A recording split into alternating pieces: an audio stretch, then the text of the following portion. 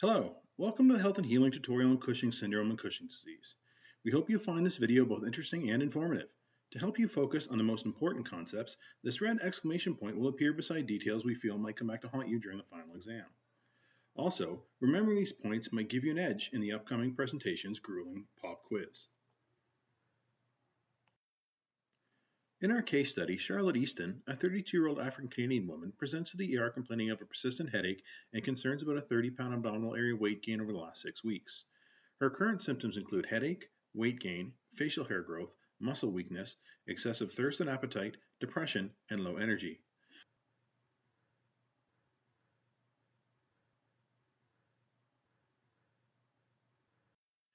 A search of Charlotte's past medical history reveals that 4 years ago she suffered a compression fracture in her lumbar spine after falling backwards off a ladder. She now experiences chronic lower back pain. 2 years ago, Charlotte was diagnosed with polycystic ovarian syndrome, or PCOS, after experiencing issues with fertility. She visited a reproductive therapy clinic in Halifax and was prescribed metformin and clomiphene citrate to help her conceive. Treatment was successful, and 6 months ago she gave birth to a healthy baby girl named Genesee.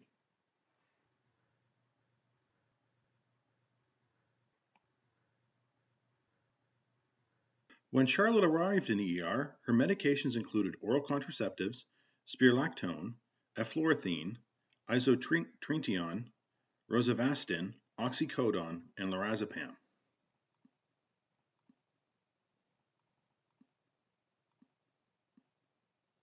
Charlotte is examined in the ER and her vitals are taken.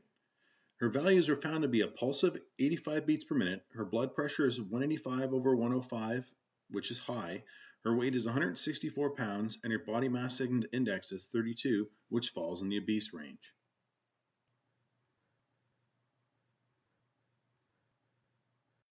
When the labs were completed, they contained the following values. Sodium was normal, potassium was normal, chloride was normal, fasting glucose was normal, serum cortisol was high, plasma ACTH was high, urinary free cortisol was high, arterial pH was high, serum testosterone was high, hematocrit was normal, red blood count was normal, and the white blood count differentials were also normal. After the initial examination found some concerning results, Charlotte is being admitted to hospital for further testing for suspected Cushing syndrome. Alright, before we continue on with Charlotte's case, we first need to have a basic understanding of Cushing disease and Cushing syndrome. Unfortunately, since Cushing syndrome is an endocrine disorder, it is also important to understand the normal, non-disease state functioning of the hypothalamic pituitary adrenal axis before you can begin to learn about Cushing's. As a result, this video contains bonus learning about the endocrine system and how it controls several important hormones that affect many metabolic processes. The hypothalamus, which is part of the limbic system, is located below the thalamus in the brain. It is essentially the controller linking the nervous system to the endocrine system. The hypothalamus is connected to the pituitary gland through a portal system, which is a specialized region of circulation where two sets of capillaries are connected in series by a set of larger blood vessels. Hormones in a portal system have a great advantage over those in general circulation, as a much smaller amount of hormone can elicit a response. The hormones from the hypothalamus go directly to the pituitary through the hypothalamic hypophyseal portal system. As a result, a small amount of neurosecreting neurons in the hypothalamus can effectively control the interior pituitary.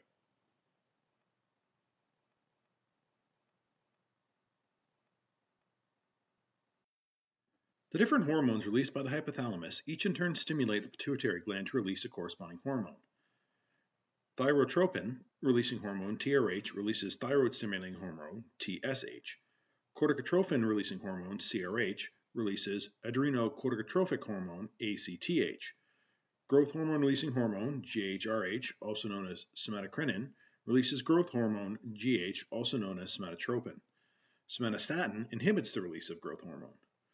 Gonadotropin-releasing hormone, GnRH, releases the gonadotropes, luteinizing hormone and follicle-stimulating hormone. Gonadotropin-inhibiting hormone, GnIH, inhibits the release of the gonadotropes. Prolactin-releasing peptide releases prolactin, and the prolactin-inhibiting factor inhibits the release of prolactin.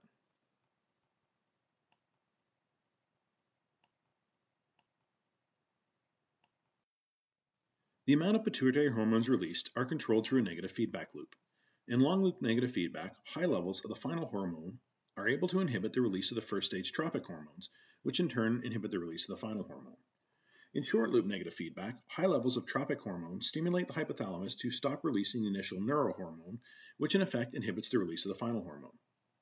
This feedback system allows the body to maintain the needed levels of endocrine hormones to ensure metabolic processes run smoothly. When this is operating as intended, it is the perfect example of homeostatic regulation within physiology. But what if something changes? What if something upsets the delicate balance needed to maintain optimal health?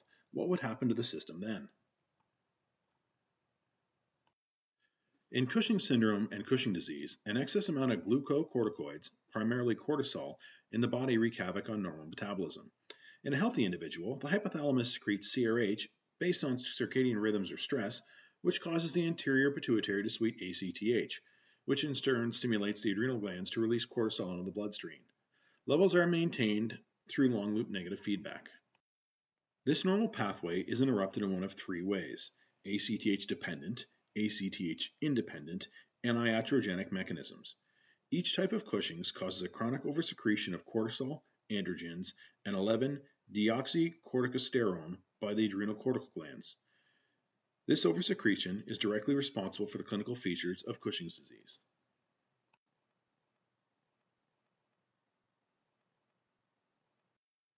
In ACTH-dependent Cushing's, the tropic hormone ACTH remains at high, unregulated levels, causing the adrenal glands to chronically oversecrete cortisol. This happens primarily in one of three ways. The hypothalamus, independent of regulatory signals, produces CRH, causing the anterior pituitary gland to continuously secrete ACTH. 2. The anterior pituitary no longer responds to the neurohormone released by the hypothalamus or the negative feedback loop and continuously secretes ACTH. And 3. Entopic secretion of ACTH, where a tumor in some other part of the body begins to produce and release ATCH spontaneously.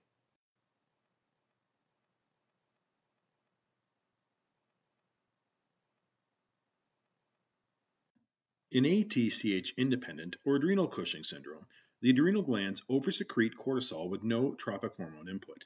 This is often caused by an adrenal tumor or varying types of adrenal cortical disorders. In iatrogenic Cushing syndrome, high amounts of glucocorticoids are administered as a treatment for another condition. This causes chronically high levels of cortisol, resulting in the symptoms of Cushing disease.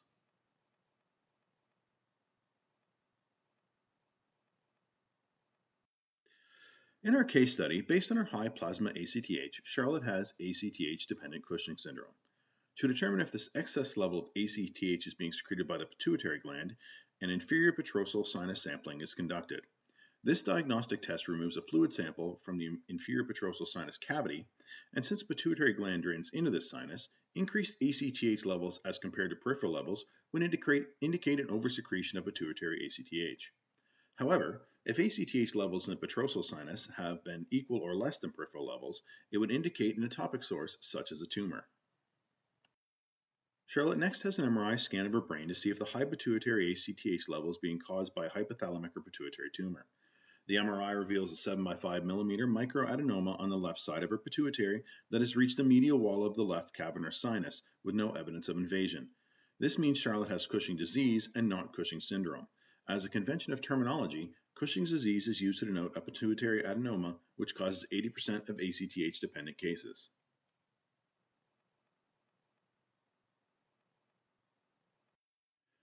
After Charlotte hears that overstimulation of ACTH is causing all of her symptoms, she seems a little bewildered. How can one hormone cause so many problems? Cortisol has a large number of functions within the body.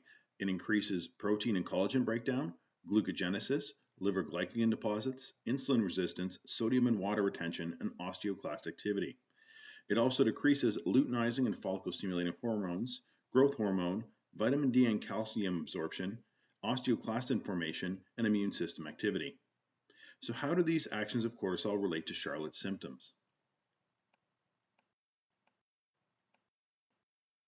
Obesity is one of the most frequent complaints of patients affected by Cushing disease. Body weight increases over a relatively short period of time without any apparent change in diet and physical activity. The increase in body fat is also unevenly distributed as cortisol has varying effects on lipolysis and lipogenesis in different parts of the body. In the abdominal, face, and neck areas, lipogenesis is increased and insulin resistance inhibits the body's ability to reduce the fat deposits. This results in the typical moon face and buffalo hump associated with Cushing's. In the arms and legs, the process is reversed, and the increased cortisol reduces fat deposits, resulting in very thin limbs.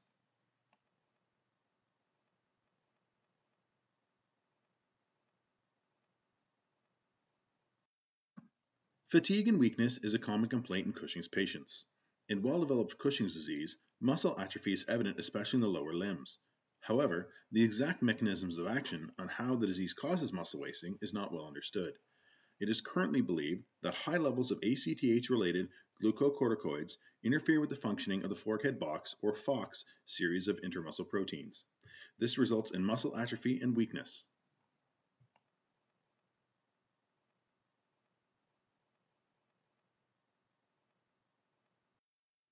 Cardiovascular disease, in particular hypertension, is a major factor of morbidity and mortality in patients with Cushing's, and more than 70% have high blood pressure at the time of diagnosis. A multitude of factors combine to create this hypertension.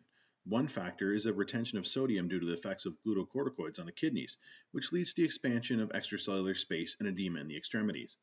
Vasodilation is also inhibited, limiting the body's ability to regulate the increasing blood pressure. One more recently identified contributor to hypertension is the deregulation of the body's normal circadian rhythms. Since the pituitary gland is constantly releasing hormones independent of the hypothalamus, the normal daily cardiac cycle is lost, exacerbating the other changes.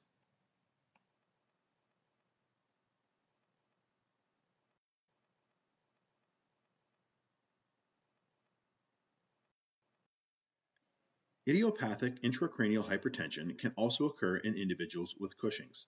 They present with continuing headaches and elevated intracranial pressure in the absence of an intracranial mass. This increased intracranial pressure is related to the deregulation of levels of glucocorticoids in the brain as a result of the HPA axis dysfunction. As you can see in the diagram, glucocorticoids interfere with the brain's ability to produce and reabsorb cerebrospinal fluid, creating an imbalance that leads to increased intracranial pressure. ACTH secreted by the pituitary regulates the production of adrenal androgens, dihydroepiandrosterone, sulfate dihydroepiandrosterone, androstenedione, and testosterone.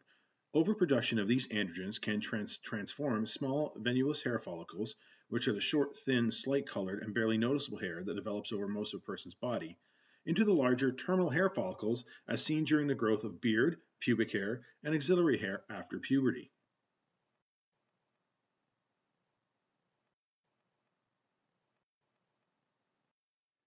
As well, atrophy and the disruption of collagenous subcutaneous fibers can lead to the development of red striae, typically wider than 1 centimeter, located mainly on the abdomen and flanks. However, striae can also develop in other sites, such as the lower and upper limbs and shoulders. Additionally, this subcutaneous disruption also results in acne, bruising, and long healing times.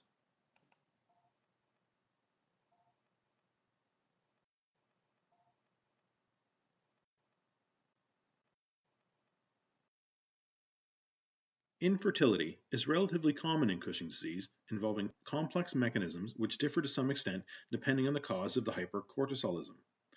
In both ACTH-dependent and ACTH-independent forms of Cushing's, the pathogenesis of infertility involves both increased levels of androgens and the direct action of cortisol on the pituitary gland. Increased cortisol levels inhibit pituitary secretion of both luteinizing and follicle-stimulating hormone, resulting in the failed maturation of ovarian follicles and a lack of ovulation.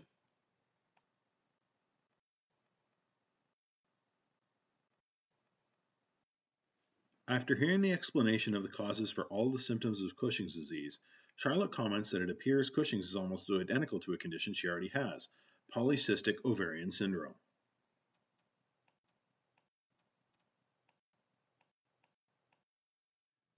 Polycystic ovarian syndrome is the most common endocrine disorder in reproductive age women. The prevalence of this disorder ranges from 6 to 15%, depending on the diagnostic criteria used. PCOS is a heterogeneous condition with variable symptom expression, leading to a significant controversy on the diagnostic criteria.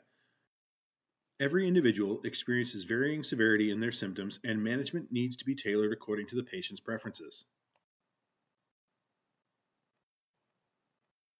Symptoms include hyperandrogenism, glucose intolerance, dyslipidemia, which is an abnormal amount of lipids in the blood, sleep apnea, non alcoholic fatty liver disease, depression and anxiety disorder, infertility, oleoanovulation, which is an irregular ovulation cycle, and endometrial hyperplasia.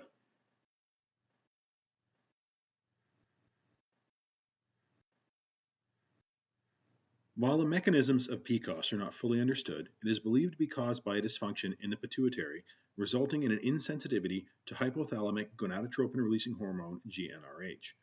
This in turn causes the pituitary to release varying pulsing levels of luteinizing and follicle stimulating hormones. The relative increase in LH stimulates the ovarian theca cells to secrete more androgenic precursors and androgens. The FSH regulates the aromatase activity of the ovarian granulosa cells, which are responsible for the conversion of androgens into estrogen. Impaired FSH synthesis and secretion leads to inadequate follicle development and reduced estrogen levels.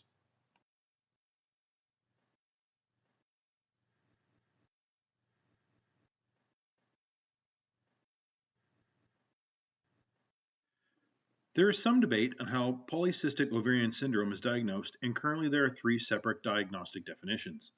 The National Institute of Health in 1990 proposed the following diagnostic criteria for PCOS. Number one was chronic anovulation. Number two was clinical and/or biochemical signs of hyperandrogenism. And three was the exclusion of all other causes of hyperandrogenism, such as congenital adrenal hyperplasia, androgen-secreting tumors, and hyperprolactemia.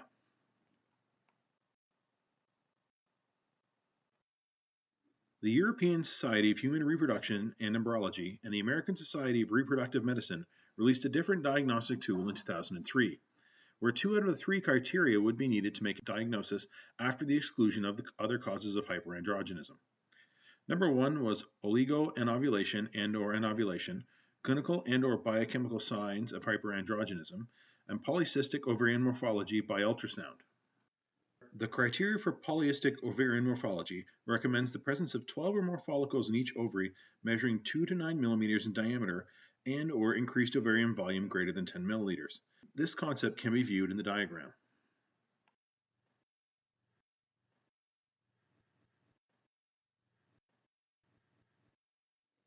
The Androgen Excess Society in 2006 recommended diagnosing PCOS by the presence of 3 features: clinical and/or biochemical signs of hyperandrogenism, ovarian dysfunction, and exclusion of other causes of hyperandrogenism.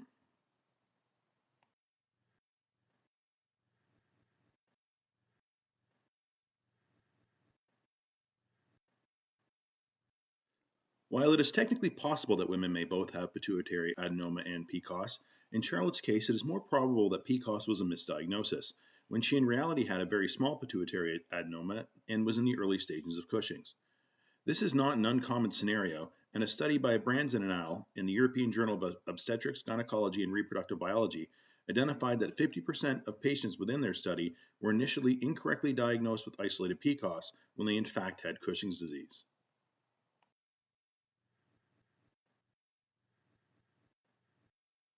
What leads us to believe that Charlotte may have been misdiagnosed is she is missing several key features of polycystic ovarian syndrome. Symptoms are typically chronic, start in adolescence, and progress gradually over time. However, Charlotte was diagnosed with PCOS at age of 30. PCOS is also closely related with diabetes and requires constant glucose monitoring. In contrast to this, Charlotte has a fasting glucose in the normal range, even with a family history of diabetes.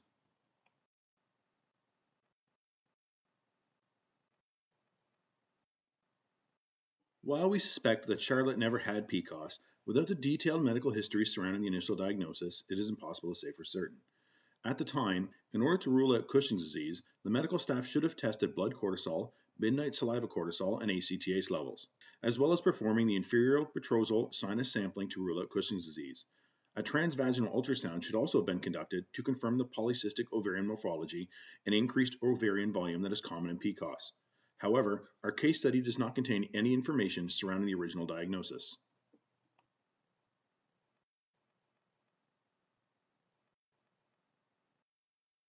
If Charlotte was misdiagnosed, the delay does come with unfortunate consequences. A primary diagnosis of PCOS that is later discovered to be Cushing's disease has been correlated to many negative outcomes such as cardiovascular disease, diabetes, depression, and death. The key to positive outcomes in the treatment of Cushing's disease is early identification and treatment of the hypercortisol state.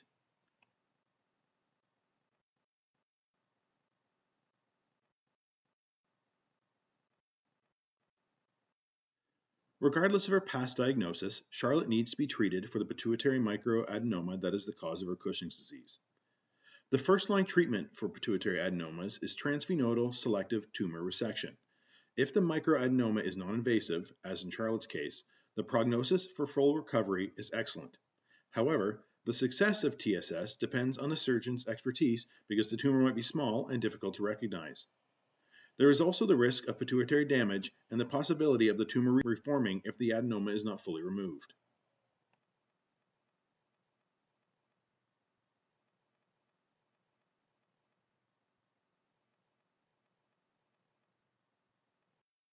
Despite the risks, Charlotte's surgery was successful. However, after successful tumor resection, the concentrations of ACTH and cortisol are low as the pituitary gland heals and returns to normal functioning. Until hormone levels normalize, glucocorticoid replacement therapy is needed. As well, there are post-surgery complications that Charlotte will need to be monitored for. Syndrome of inappropriate antidiuretic hormone secretion occurs after pituitary surgery in approximately 20% of patients. The course of development of this postoperative hyponatremia varies between 3 and 7 days.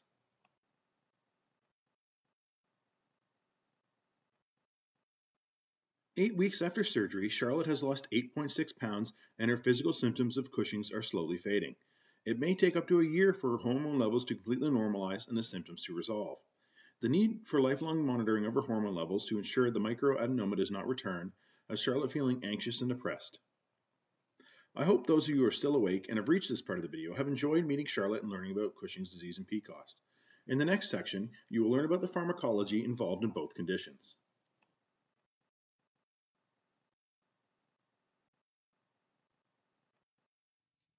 Two years ago, Charlotte Easton was diagnosed with polycystic ovarian syndrome and started taking medication in order to help her become pregnant. One of the causes of polycystic ovarian syndrome is high insulin levels. Therefore, 500 milligrams of metformin was prescribed. Metformin is an anti-hyperglycemic agent that decreases hepatic glucose production and absorption. This improves insulin sensitivity by increasing peripheral glucose uptake and utilization. The reduction in high blood sugars contributes to the stabilization of hormones, which can lead to regular menstrual cycles. The side effects associated with metformin are diarrhea, nausea, vomiting, headache, lactic acidosis, and hepatitis. Metformin should not be prescribed if the patient has metabolic acidosis, hypersensitivity to metformin, or severe renal impairment.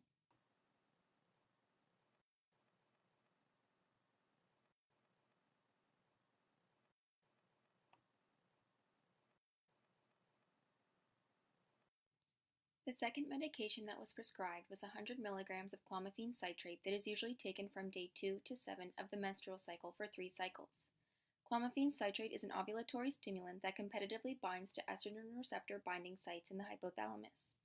The hypothalamus believes that there is an estrogen deficiency and releases gonadotropin-releasing hormone, which releases follicle-stimulating hormone and luteinizing hormone. Luteinizing hormone contributes to the maturation of the corpus luteum, leading to ovulation.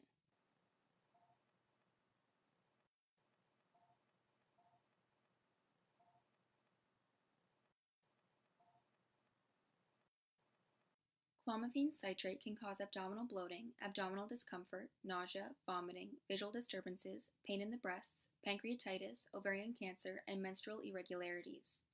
Clomiphene citrate should not be taken if the patient has uterine bleeding, liver disease, or uncontrolled thyroid function.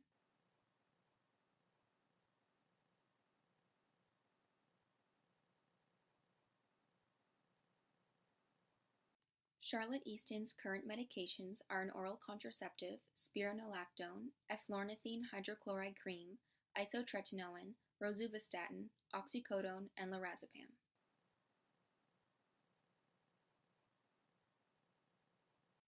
The oral contraceptive that Charlotte is currently taking is a combination pill of 30 micrograms of ethinyl estradiol, which is an estrogen, and norethindrone acetate, which is a progestogen. The pill is taken once a day for 21 days every cycle. It functions by mimicking endogenous hormones in the body and binding to receptors in estrogen-responsive tissues, causing the pituitary gland to believe that she is pregnant. This lowers follicle-stimulating hormone and luteinizing hormone, but raises sex hormone-binding globulin due to the increase in estrogen and progestogen in the body. SHBG binds to androgen hormones in the blood, causing them to be inactive and not biologically available. The pill can cause abdominal cramps, pain, nausea, headache, breakthrough bleeding, pain of breasts, hypertension, ovarian cancer, and breast cancer. The pill should not be taken if the patient has breast cancer, endometrial cancer, genital bleeding, pregnancy, or liver cancer.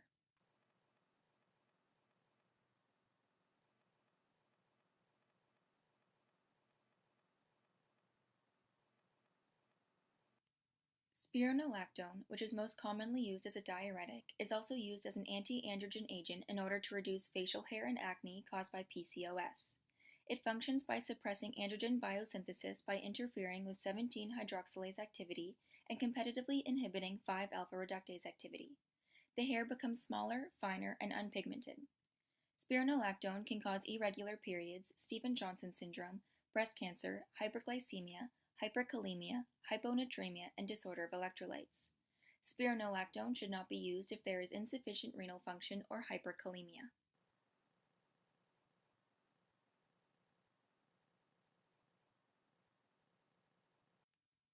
Eflornithine hydrochloride cream is used to reduce facial hair. It works by irreversibly inhibiting skin ornithine decarboxylase, which prevents cell division and synthesis. The cream does not necessarily remove hair, but slows the growth process, making hair smaller and less coarse. The side effects associated with eflornithine hydrochloride cream are skin rash, alopecia, and stinging, burning, and tingling sensations in the face. The cream generally does not have contraindications.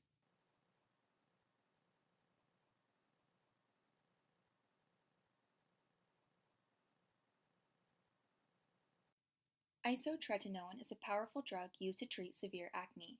The specific mechanism of action is unknown, however, it inhibits sebaceous gland function. Sebaceous glands are responsible for producing oil and lubricating the skin. When sebaceous glands are unable to work properly, the skin dries out and as a result reduces acne. The side effects are severe dry skin, alopecia, sensitivity to light, high cholesterol, anemia, backache, musculoskeletal pain, headache, dry eyes, Stevens-Johnson syndrome, and hepatitis. Isotretinoin causes serious teratogenic effects and should never be given to anyone pregnant or trying to become pregnant. In fact, most prescribers encourage or require the use of contraceptive methods during the treatment of isotretinoin.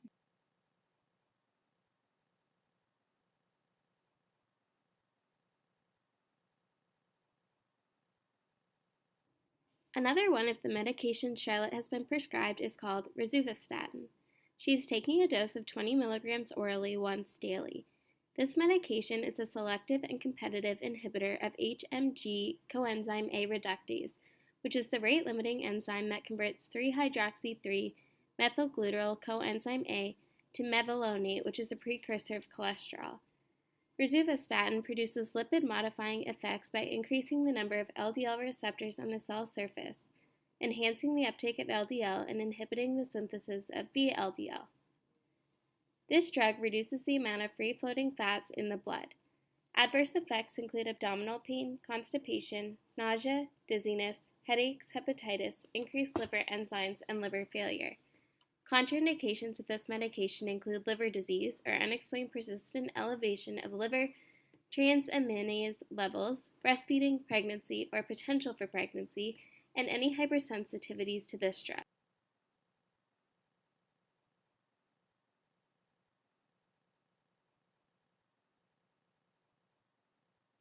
Charlotte has been prescribed oxycodone. As we know, this is a moderate to strong opioid agonist and is fairly selective for the mu receptors. Looking at the case study, we can see that Charlotte had a compression fracture in her lumbar spine from a fall and has had chronic lower back pain ever since. She is taking 15 milligrams every 4 to 6 hours as needed.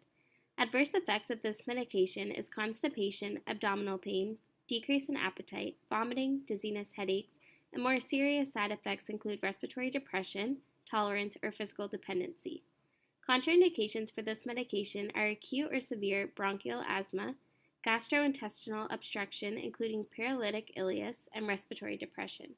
If she were to discontinue use of this medication, She should be gradually weaned off to prevent any unwanted withdrawal symptoms.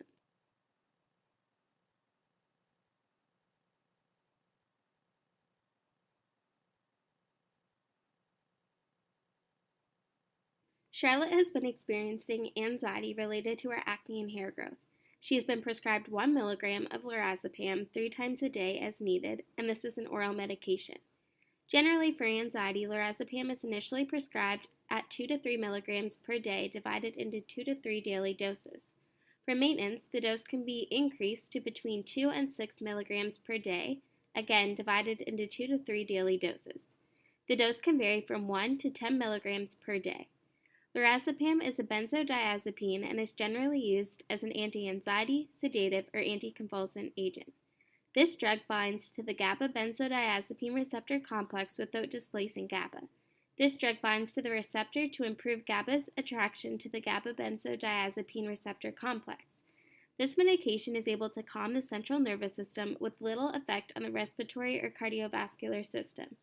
Adverse effects of this drug are hypertension or hypotension, hyponatremia, agranulocytosis, leukopenia, and thrombocytopenia. This medication should not be taken during pregnancy for those who have depressive disorders, as this could exacerbate the depression or cause suicidal thinking. It is also not recommended for those who have issues with drug or alcohol abuse, or for the elderly population, as this can increase the risk of sedation.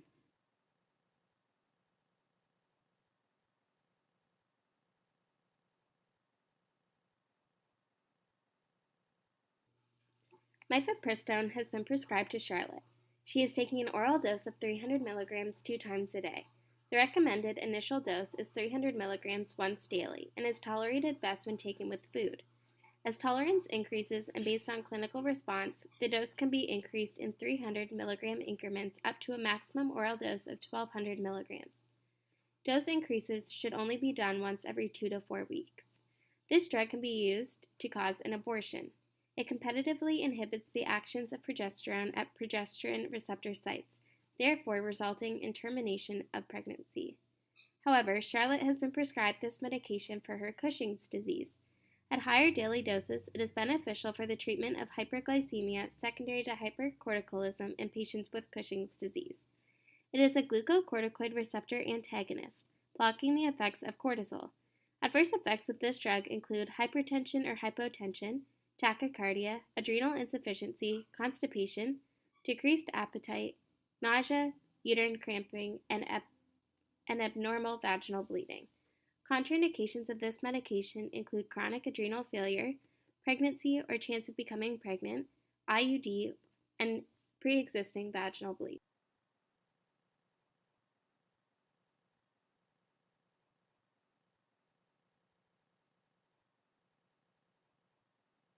The last medication Charlotte has been prescribed is hydrocortisone. She was advised to take 40 milligrams each morning and another 20 milligrams between 5 and 6 p.m. for 2 to 3 weeks after being discharged from the hospital. Then, it was recommended that she lower her dose to 20 milligrams each morning and 10 milligrams in the evening, and to continue this regimen until 2 days before her next doctor's appointment. Dosing for oral hydrocortisone can be between 20 to 240 milligrams each day. Hydrocortisone is a natural glucocorticoid in the body and acts as an anti-inflammatory, antipruritic, and vasoconstrictive agent. This can be used as a replacement therapy in states of adrenocortical deficiency. Adverse effects include osteoporosis, psychotic disorders, cataracts, and pulmonary tuberculosis. It has also been known to cause Cushing syndrome. Contraindications of this medication include hypersensitivity to hydrocortisone, systemic fungal infections, and ileocolostomy during the immediate or early post-operative period with the use of rectal suspension.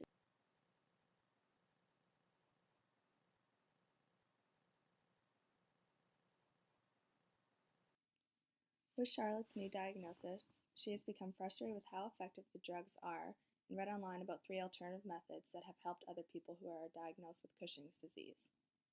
These methods include ginseng, magnolium bark, and 2 Cambo medicines. These methods, when researched, would help Charlotte cope with the continued stress she would have with the disease. Ginseng's recommended dose is 1 to 2 grams of dried crude root powder for 3 months or 100 to 400 milligrams per day. Ginseng has multiple genocides that act to inhibit ROS production, stimulate NO production, increase immune function, enhance CNS function, and prevent cardiovascular disease. Magnolian bark dose is recommended to be 300 milligrams 2 to 3 times a day of Relora. It has many mechanisms of action, causing anti-inflammatory effect and specifically help with anxiety and depression. Specifically for Charlotte's case, its effects on anxiety act on GABA receptors and has multiple similar benzo-like activity.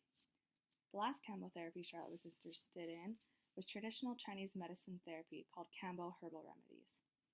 Research shows low evidence on how it reduces stress-like symptoms with stress-related disease, but both remedies contain certain herbs that cause antiemetic activity, which regulates HCTH and cortisol levels when under stress. Cambo medicine is known to have salutary effects on the HPA axis and autonomic nervous system by reducing the plasma levels of HCTH and cortisol in stressful situations.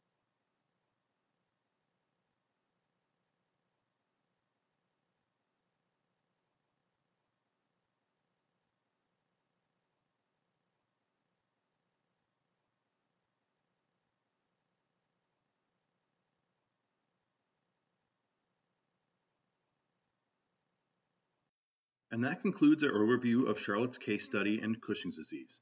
We hope you found it both informative and entertaining. And we hope we didn't sound too bad when you played it back on ×2 speed. Thank you very much for watching, and have a great night.